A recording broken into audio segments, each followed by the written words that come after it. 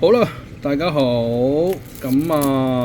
九龍灣牛頭角有一間咧叫做喜馬拉雅山飯店啊。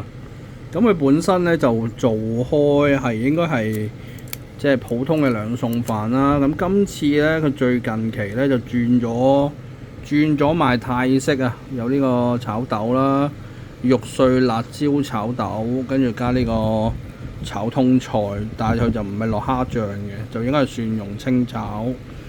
咁而家兩餸飯鬥得好激烈啦，有部分嘅鋪頭咧焗住要轉型啦，咁啊賣而家最 hit 嘅呢個泰式兩餸飯。呢個炒豆我試下先，唔係話好有泰式嘅風味，不過咧份量嚟講咧相當之唔多，相當之多，亦都抵食。佢如果咧落啲金不換去炒一炒咧，咁就更加香。